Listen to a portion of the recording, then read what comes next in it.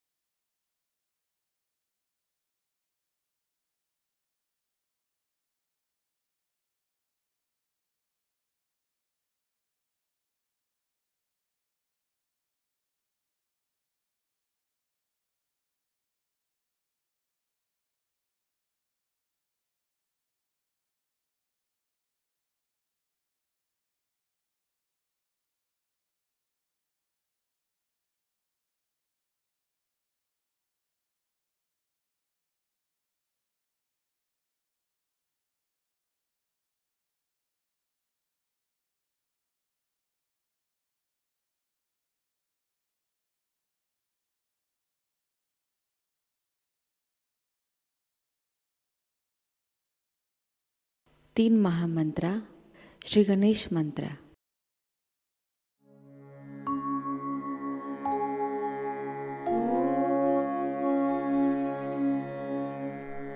त्वमेव साक्षात् श्री महालक्ष्मी महासरस्वती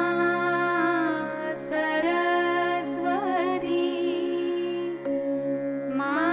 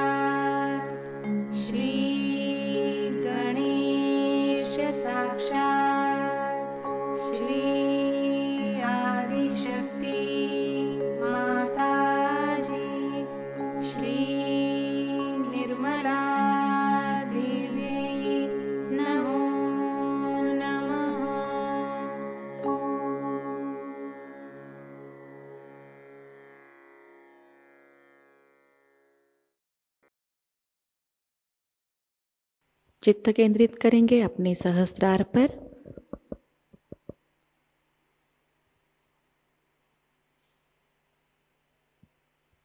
परम पूज्य श्री माताजी कृपावंत होकर हमें निर्विचार अवस्था प्रदान कीजिए। श्री माताजी कृपावंत होकर हमें निर्विचार अवस्था में स्थिर कीजिए।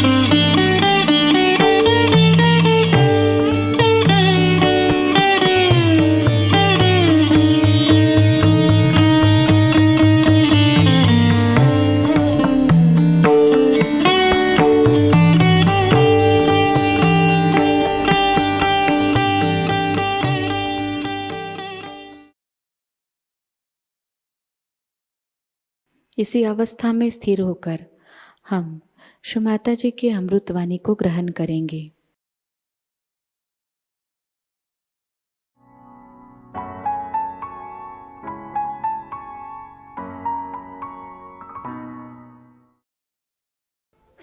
Today you have come here to worship me as Shri Ganesh.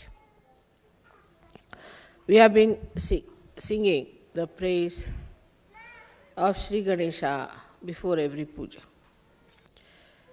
And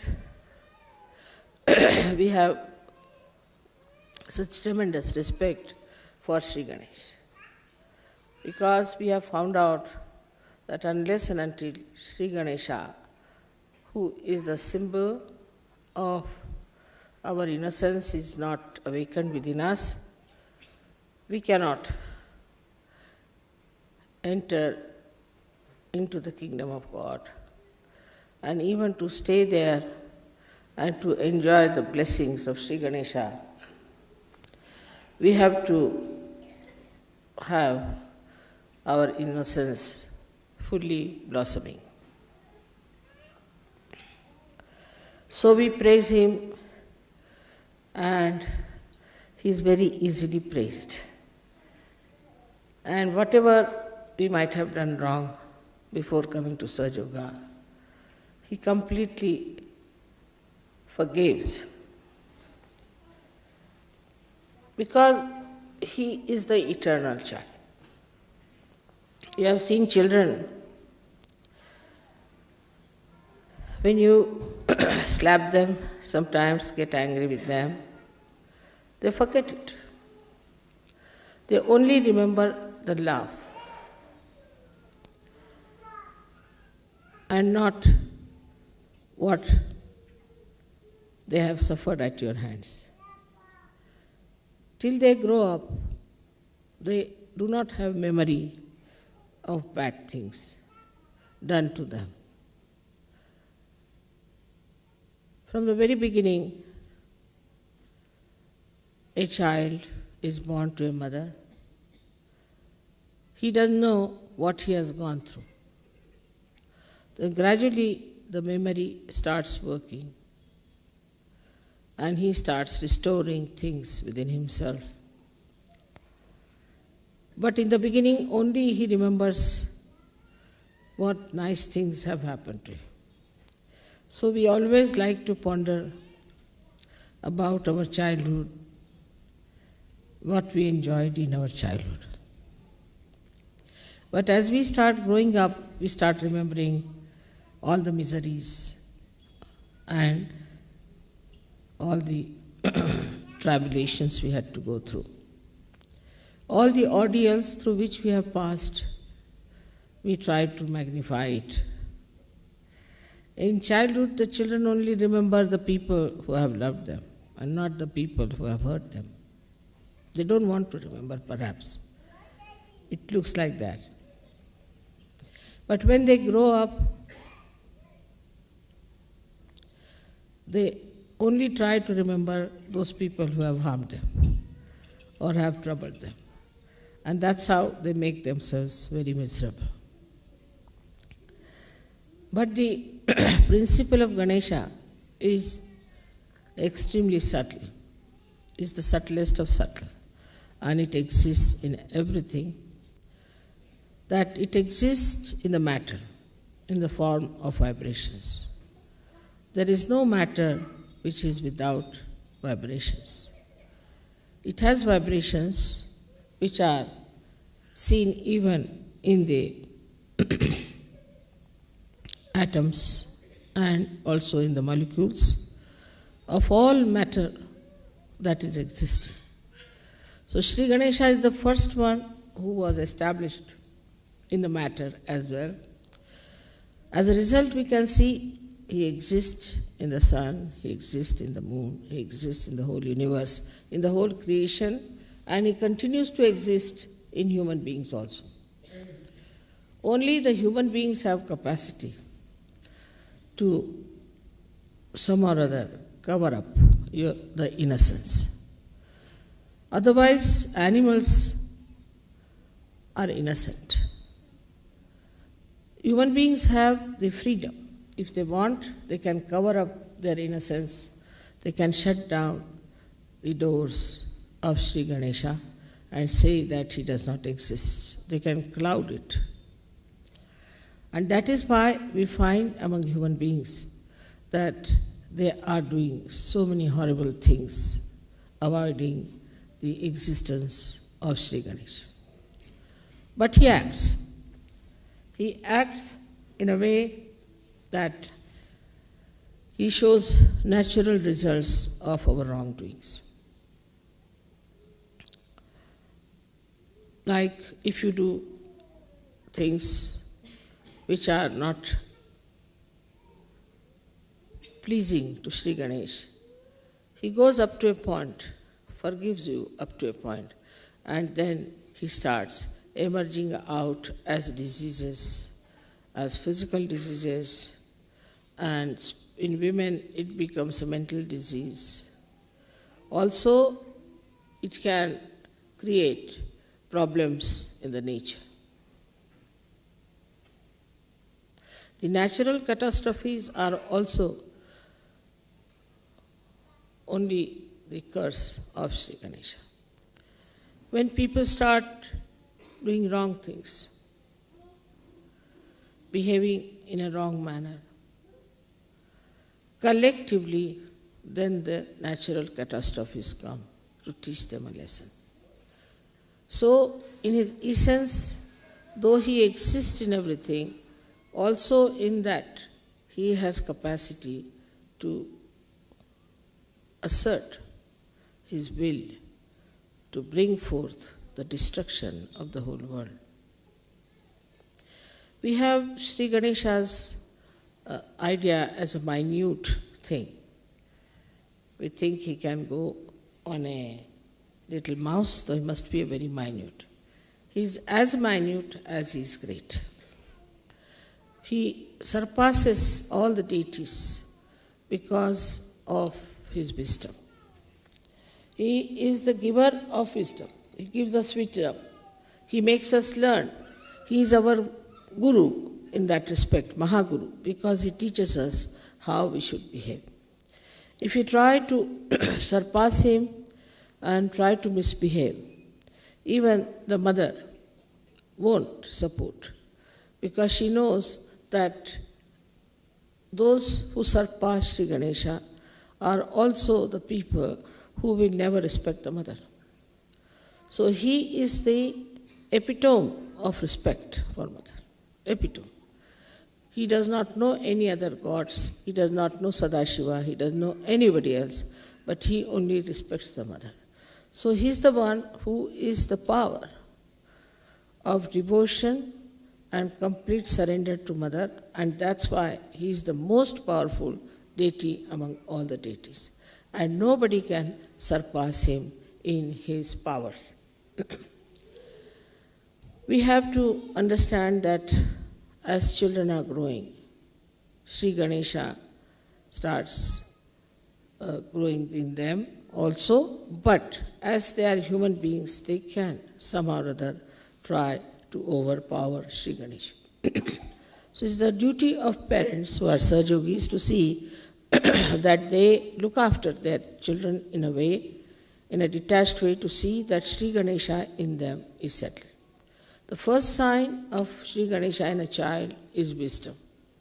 If the child is not wise, if he is troublesome, if he does not know how to behave, then that shows that the Sri Ganesha is being attacked by him.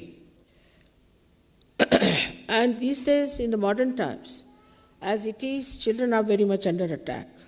Innocence is under attack. And it is very difficult for people to make a fine line as to how far to go with children and how far not to go. Today's lecture would be more concerning about how far to go with Sri Ganesha as far as children are concerned, because that's a very important point. Because he is the giver of wisdom. So the parents must understand that if he is the giver of wisdom, there should be wisdom within me. And if I have the wisdom, then I have the balance. And I don't lose tempers with children, but I try to correct them in such a manner that they get corrected. On the contrary, if you try to be very harsh with your children, they might react and they might go astray. Or you try to restrict them too much, then also they will behave in the same manner. So one thing is to be taught to your own children, as Sri Ganesha himself does, that respect your mother. Your mother means your holy mother and your own mother. That is very important. If the father doesn't make the child respect the mother, the child can never be all right, because the authority comes from the father, no doubt, but mother must be respected. But for that, it is very important that mother must respect the father. So in the presence of children, if you start fighting with each other, misbehaving, and talking in a manner that is not proper, also will have a very bad effect on the Ganesha Tattva of the child. This upbringing is a very important thing in Sahajayoga, because by God's grace, you all have got realized children.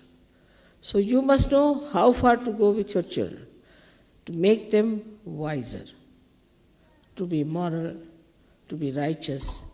First thing is that you should try to preserve their wisdom. If they say something wise, you must appreciate. But they should not also say out of place, out of grace. So the misbehavior is also not to be tolerated, in the sense that whatever is wisdom within has to be expressed outside as light. Now we go further with it to see how far Sri Ganesha acts. As I said, in the subtlest of subtlest he exists, but you have to awaken him. For example, you have seen the water which is vibrated. Means what? Vibrated means the Ganesha Tattva is being enlightened in that water. So when that water goes into your stomach or into your eyes or wherever you want to put it, it acts. Acts in a way that it excites the Shri Ganesha Tattva into anything that you put it. Now you have seen we have got miracles of agriculture to begin with. Miracles of agriculture is such that people are amazed. But it's very simple.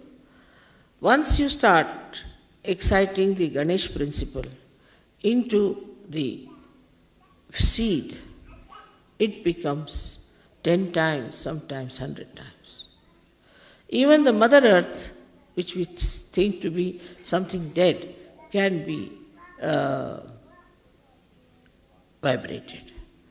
Supposing you Sahajogis walk bare feet on the ground, the Mother Earth gets vibrated. Such Mother Earth will act on the trees, on the grass, on the flowers, on the everything.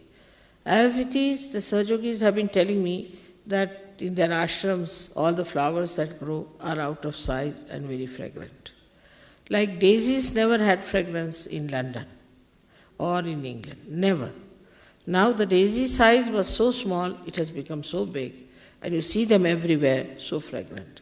And it is a miracle the first time when I told somebody that the daisies have fragrance, they couldn't believe it. And when they saw the fragrance, they were surprised. In the same way, Ganesha Tattva understands things, organizes, works out. If it is awakened, if it is not, it is sleeping, then it does not. So it acts, it works out. Like a little seed when it sprouts, at the tip of the seed there is a little cell which has got the Ganesh Tattva which is being awakened. So it knows how to go down, how to go around the stone and how to embed itself and how to reach the source of water. But it has only the sense how far to go to exist, how far to go to nourish yourself on a very material plane, how to allow the tree to grow. But this Ganesh Tattva starts becoming very, very subtle and subtlest at the point of Agya Chakra. At the time of Agya Chakra, it understands that it has now the spiritual dimension. The same Ganesha Tattva which acted in a small little tip of a root now acts for the spiritual thing. That's why people close their eyes when they meditate, because they don't want to see anything else, but they want Shri Ganesha just to act for the meditative process of their Kundalini. This process of meditation, when we close our eyes, acts. But if you see, if somebody is sleeping and he is dreaming, you will see there will be the eyes will be all the time moving, there will be moving eyes. This Ganesh Tattva is now acted by your attention. If you have an attention which is all the time going from this place to that place, to that place, to that place, then it is affected. Especially in the case when we start looking at men, looking at women all the time, then also our Ganesha Tattva gets very much destroyed. Such people are difficult for rising in their ascent because Agya itself goes out. Then this Ganesha Tattva can also be reduced if you are very materialistic, all that worried about your things like you have something in the house, you're worried about and looking at everything all the time, trying to correct it and all the time worried about the matter.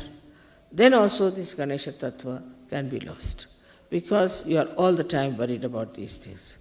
Like we are going to the shop and we are seeing everything, what is there, what should I buy, what should I buy. Like that also if you do too much it will be. But supposing you are buying something out of beauty, for beauty. You want to buy something for beautifying your house. That means you are trying to do something to please others. You are doing it to make others very happy. then it acts the other way around.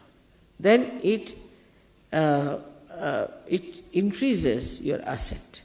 But if it is done only to create a kind of a joy for others, sharing of the beauty of whatever you have bought or you have taken.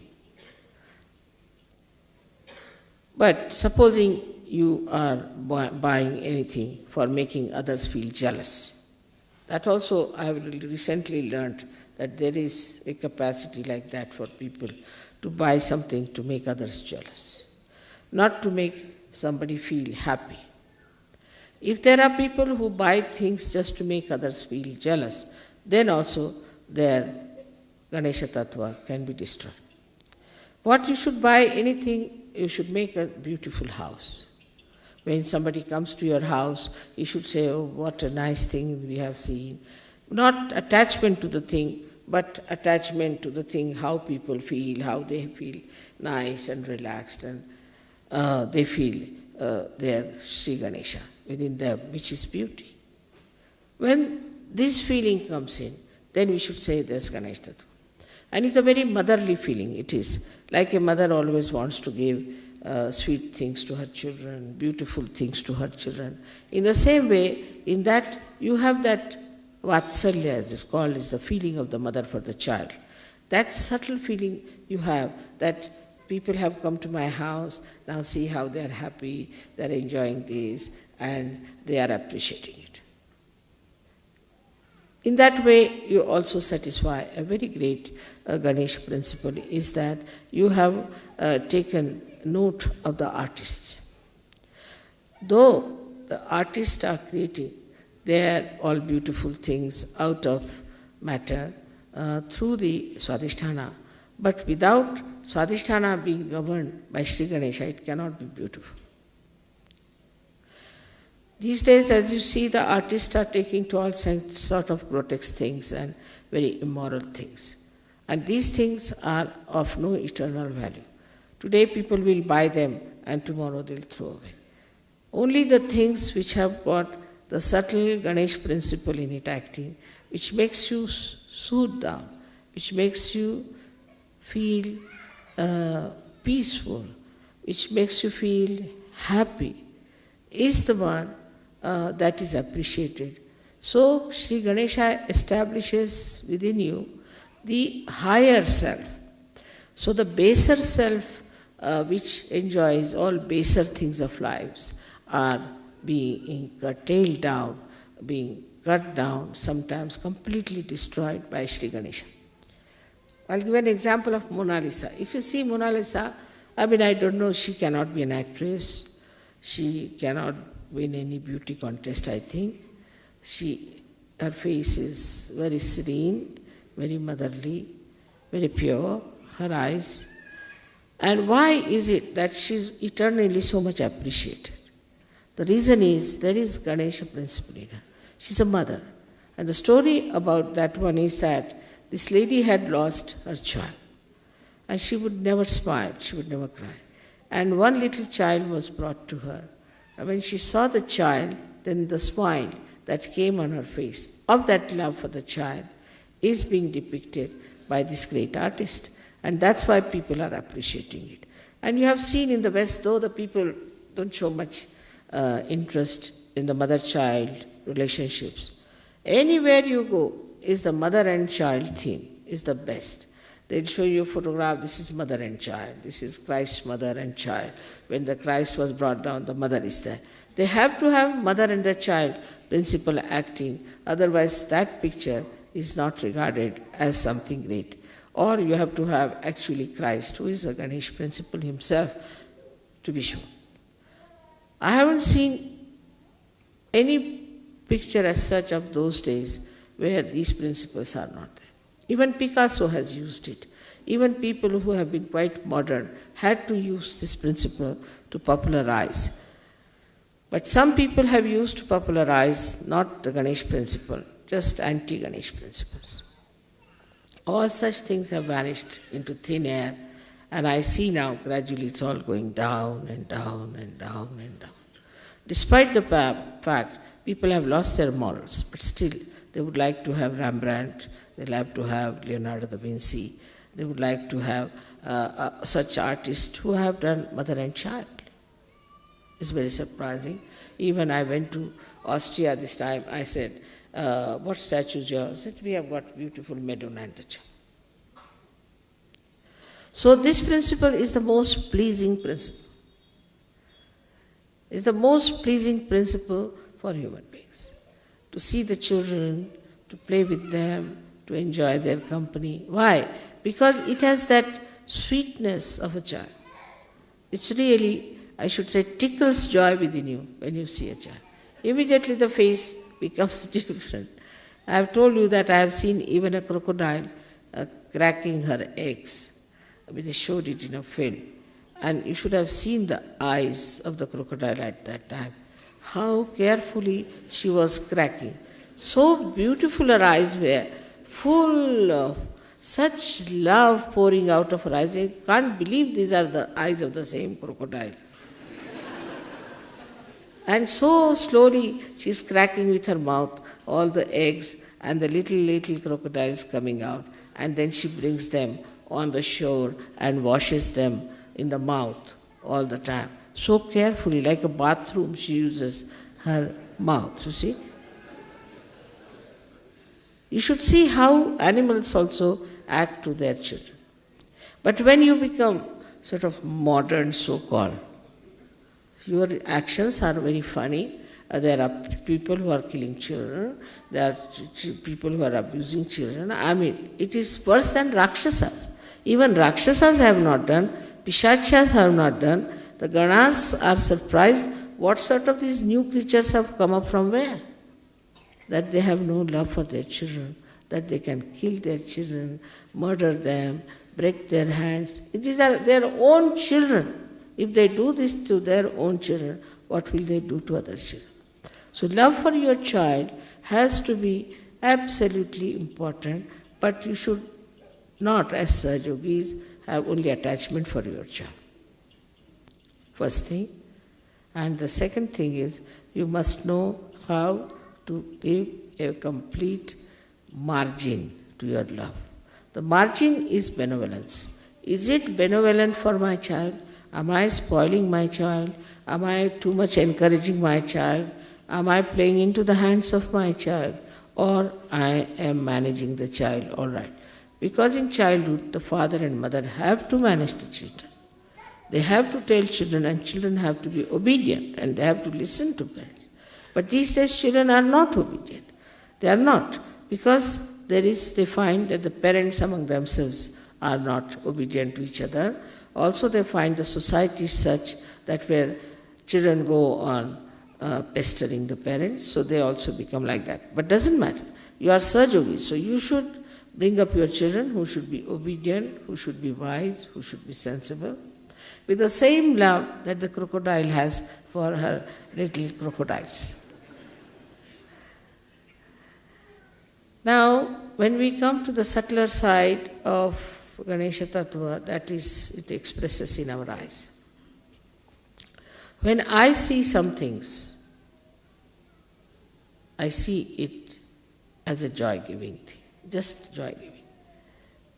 And if I want to buy something, then I think, all right, I can buy it for a certain person, he will like it.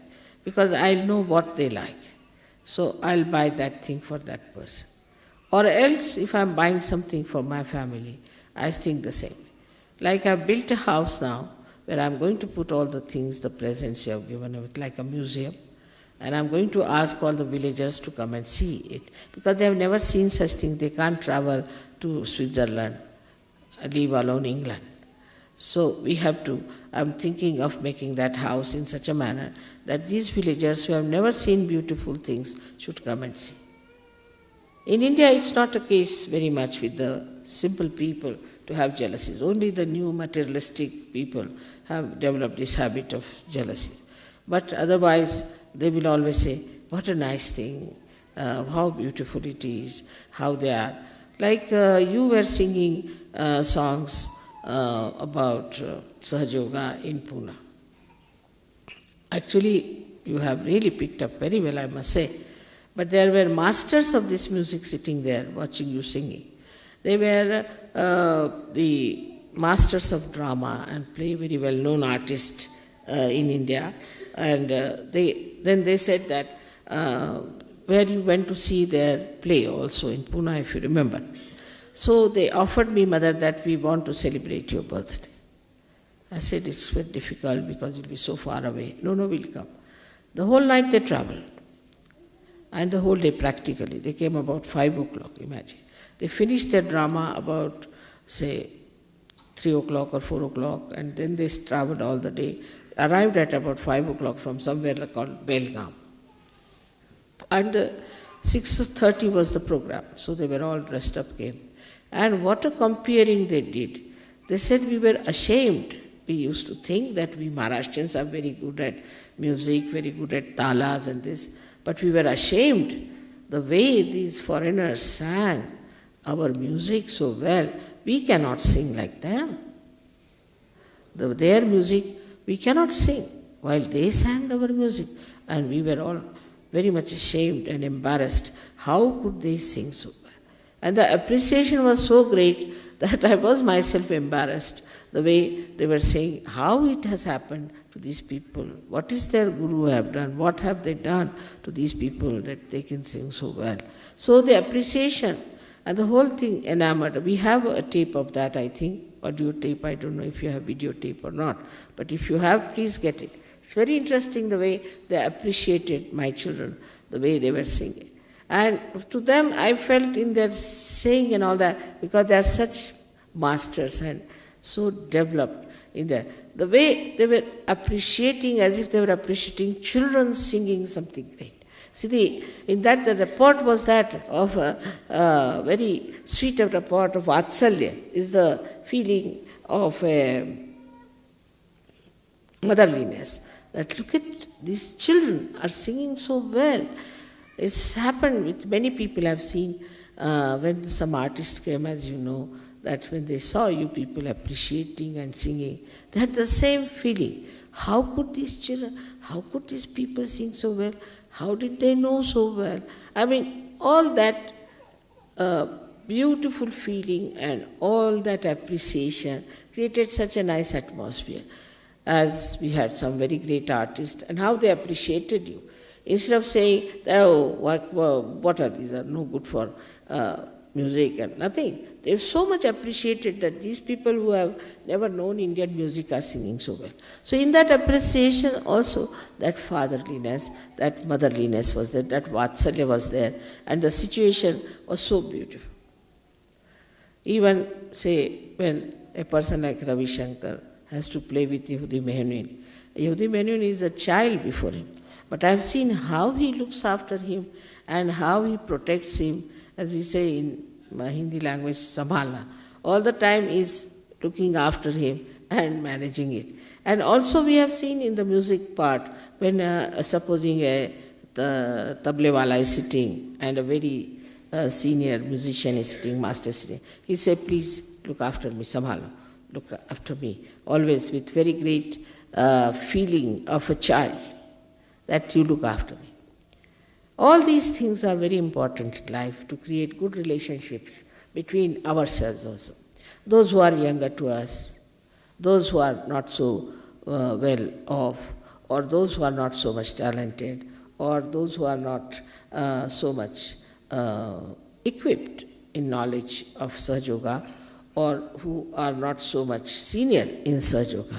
We have to look after the others like in a very fatherly manner, or we can say as a motherly manner, that they are not equipped. So all right, we have a Ganesha Tattva, so excite their Ganesha Tattva. They should feel dependent on us for achieving the mastery or achieving the higher state.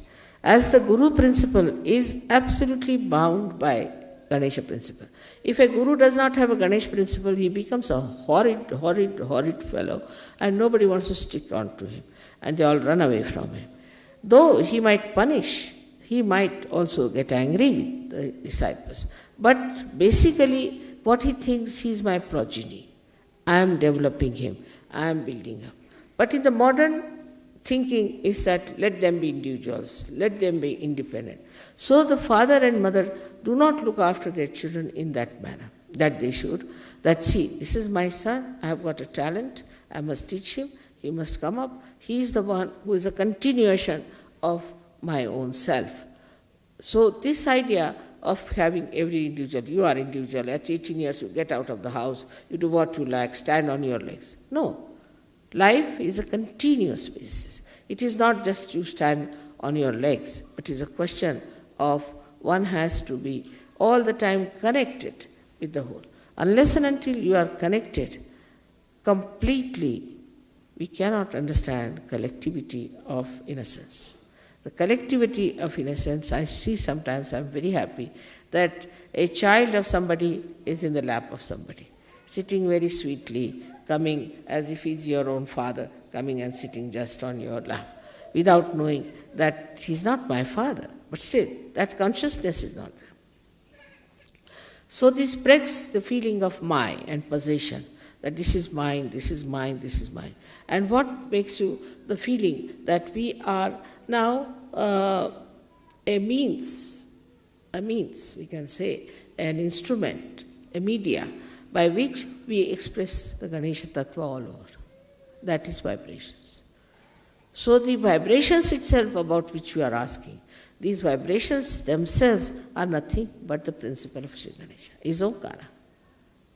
And when it is, then what is it? That feeling, as I told you, of Vatsalya, the feeling of love between a child and a mother. That feeling, it is the one that is vibrations between the child and the mother. The distance between the two is vibrations. And that's what one has to feel.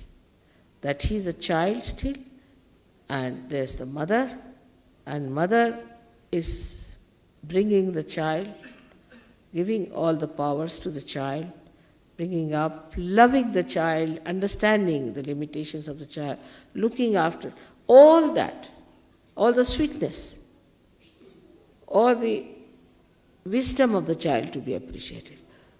That is vibrations. And if you see the subtle side of this, it's not my child. This is not only a limited thing, because it is eternal. It's everywhere. So you cannot have it. In everything you do, I have seen people, the way they handle things in the West. We Indians have to learn also from them. What's happening? So we have to accept for them what is the way to handle also beautiful things, how to look after beautiful things, how to manage beautiful relationships. See, you shouldn't be harsh, you shouldn't be unkind, you shouldn't say things which are insulting to others so that the relationships are broken. So all the relationships that are between human beings and God are through the Ganesha principle. So when it becomes the relationship between you and God, then there are vibrations. And then that same relationship should extend to everything that you do. You should see what things are good, whatever has got vibrations. But today I want to tell you something very important about this all-pervading power we have heard about. These are nothing but vibrations. Parama Chaitanya is nothing but vibrations, where all identities are lost. When the mother is lost, father is lost, we can say, nothing remains, then it is just this vibrations, this subtle vatsalya exists. That's all. And this is the only thing, out of which everything comes and remains in itself. Like we can say that the sun's rays come out and then they try to create chlorophyll. So it's not, that we cannot compare sun with that. Or we can say from the ocean, the clouds come out and they try to nourish the Mother Earth. That's also cannot be compared. Everything is inside. This Parama Chaitanya has got everything inside. So we can say that everything is nothing but knowledge, is nothing but truth, is nothing but light. But when the folds of these come out, then we get into the folds of that Chaitanya, and then we become ignorant. But there is nothing like ignorance. It doesn't exist. It doesn't exist. Like there is darkness because there is no light. Once light comes, it doesn't exist. It doesn't exist. So ignorance doesn't exist. But what happens that the folds of this ocean, into that people go and it is lost. Thus we understand one thing very clearly, that we are in Param Chaitanya, we are made by Param Chaitanya, all the time we are surrounded by it. Only thing is, we are sometimes lost in the folds. And why? Why we are lost in the folds is because of our own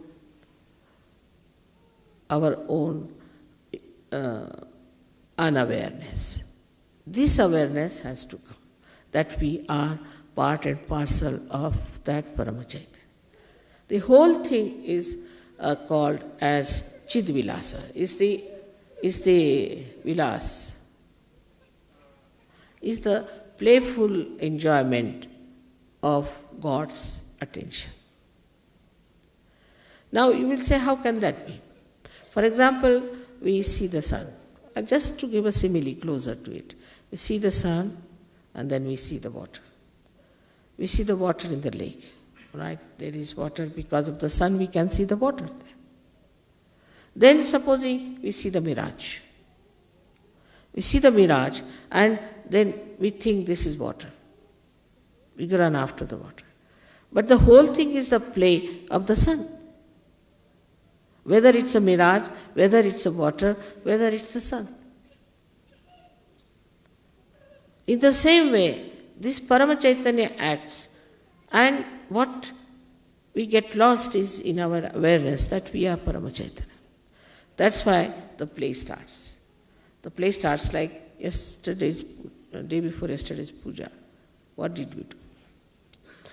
We were sitting there, it started raining. So, to prove that I can control rain. So it rained, some people were covering up something, this thing. I gave a bandhan. After some time, the rain moved out from the puja to the backside. It was not raining where you were sitting. And after that, it became a sun, and it was so clouded. Sun came, it became sunny. So that's how you have to become aware of the powers of Chaitanya. Now when you give bandhan, what you do is to put the Chaitanya into action. Act here, act there, act here. Though you are supposing in the ocean, but the ocean acts on you all the time. You cannot act on the ocean, you cannot ask water to do this and do that. But as realized soul, you are empowered. Now you can ask water, all right, you dissolve this, you do that. But for that it is important to be the masters. And to become the masters, you see, like a matter becomes a human being. And from human being, you have to become the masters of the matter. And you handle the matter. So we come back to the same. Like agriculture, we can handle just vibrating it. We can handle water, we can handle sun, we can handle moon. Because there's a rapport. Now we are aware a rapport has been established. So all this play is extremely beautiful to me. I see it. But now you all have to know that you all have become realized souls. And you have those powers. So all other nonsensical things that you learn, all nonsensical things you indulge into, you better give up. There's no sense in it. Whatever is sensible you should do, because there's Shri Ganesha within you who is absolutely sensible. He's nothing but sense. He's the giver of sense. So he's the killer of the demons, as they say. He's the one who removes all the ordeals. By how? By improving our awareness. So ordeals do not remain, because you give a bandhan, it works out. Now, I asked somebody, Phil, I asked him to write down about the miracles, and he says now it has become like a voluminous book. It will be. Because before realization, whatever looked like miracle is no more a miracle. Miracle has lost its meaning. Because now you are empowered and you can do it. It works in everything, in your talent, in your understanding, in your education, in every way. Like there are some boys who said, Mother, see, we couldn't solve one problem, so we gave a bandhan. Immediately the whole thing came unto us and we wrote it down and they stood first. It has happened with many. So in every action, in everything, whatever you do, you should know it is the Parama Chaitanya that acts. Only thing you have to be aware of yourself, and aware of it, it acts. And you just jump into that awareness and it works. And that you have seen. But still, so many people do not know. So many people still, though they know through their brains, do not know in their hearts. And so many people, even if they know in their hearts, they do not act in their attention. So only these three things you have to improve. One is your head, another is your heart, and third is your liver. If you can improve these three organs, this Parama Chaitanya will act. But then all this attention about money, so many people, money, this, that, there's nothing to it. Parama Chaitanya will create everything for you, whatever you want. It may not create money because it doesn't have a mint, but it will create possibilities. Possibilities. And this is something to be understood very well. And it's so blissful to know that now you are aware of the Parama Chaitanya and you can master it. Master it in the sense not that you dominate it, but you ask him like a jinn, you can say, all right, do this, do that. With respect. With respect, it works. But the way sometimes we do not pay respect to Parama Chaitanya is also something surprising. The way we act all the time, the way we are behaving. Like in my presence, people will sit down and close their eyes. Or they will start worshipping the photograph instead of me. Sometimes the way they handle their kundalini, sometimes the way they behave towards themselves and others, all these things are to be understood. Now that we have entered into the kingdom of God means Parama Chaitanya. And that we are very important citizens of that. If one can understand this, then I think Sahajayoga can be very successful. Everything will work out. Miraculously, everything will work out. And all those who are not aware about the possibilities to what they can reach, they are thrown out, in the sense in the fold, in the ignorance, so-called, into the darkness. Again, they can come back to light when they have sense. So be forgiving about them. It can happen to you also if you understand that way. I hope today's lecture you have been able to assimilate within yourself. That's very important, to assimilate, to know that you are in the Parama Chaitanya. And that's how you'll become very sweet, you'll become very considerate and very loving, affectionate and wise. That's very important. May God bless you.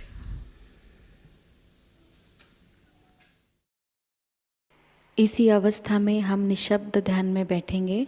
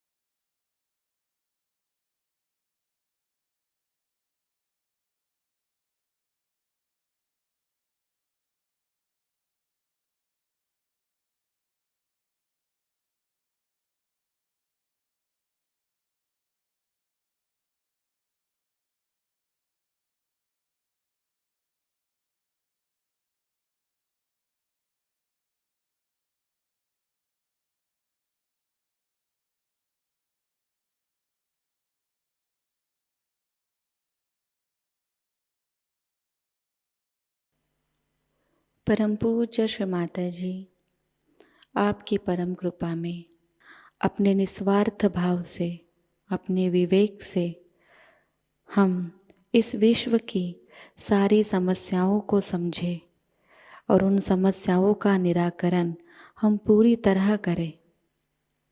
परम पूज्य श्री माता जी, आपकी परम कृपा में हम कभी भी किसी अशुभ और अधार्मिक संस्कृति का, अधार्मिक विचारों का और अधार्मिक लोगों का स्वीकार ना करें।